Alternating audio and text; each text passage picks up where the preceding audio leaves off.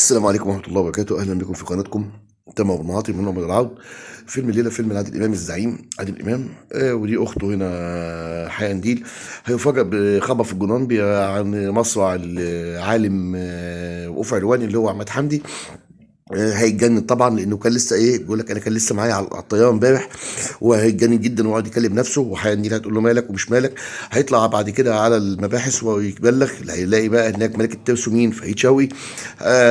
يقول له لا ده وقوف علوان فعلا، ده مات وهو في المشرحه دلوقتي وجثته هناك. هيحاول بطريقه كده خبيثه ياخد سيد زيان معاه، وياخد كام واحد معاه كده، ويطلعوا على المشرحه. وهناك هتشوف دور حاجه كده يعني فتفوته كده وطلع بيها يونس الشلبي في الفيلم. ان هو يعني شغال في المشرحه هناك عشان يتعرف على الجثه ويشوف جثته فعلا بعينيه، لانه شايفه صاحي صاده وكان معاه.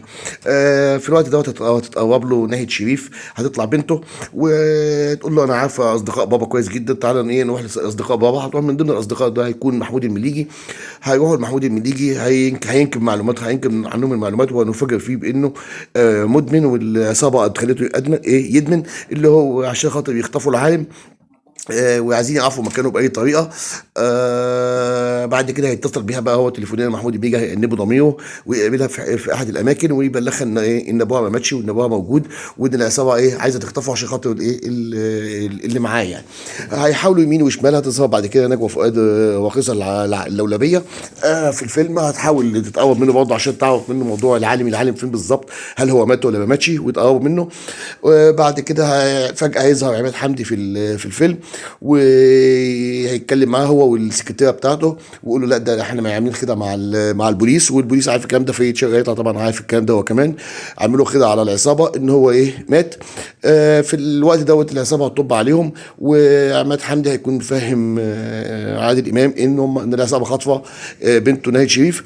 هتحصل خناقه جامده ومشاجره وكلام من ده، لكن في الاخر طبعا هيخش ملك التوسو، هيخبط دول وهيخبط دول وهيخبط دول، والعصابه هيتقبض عليها.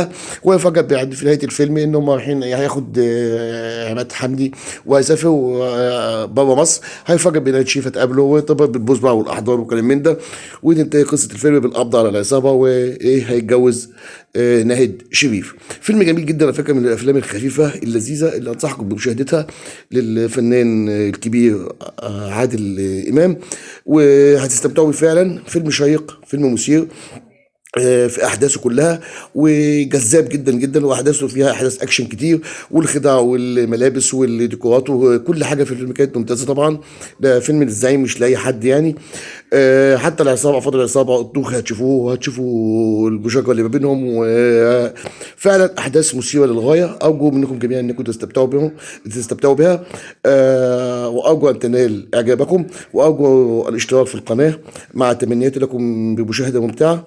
وارجو ان تنال القناه اعجابكم والاستمرار في مشاهدتها ومتابعتها. واوصي واذكركم اخيرا بالاشتراك ومتابعه القناه في جميع الاوقات. شكرا جزيلا لحضراتكم. كان معكم تامر ابو المعاطي وقناه تامر ابو المعاطي، ممنوع من العرض. شكرا جزيلا لحضراتكم.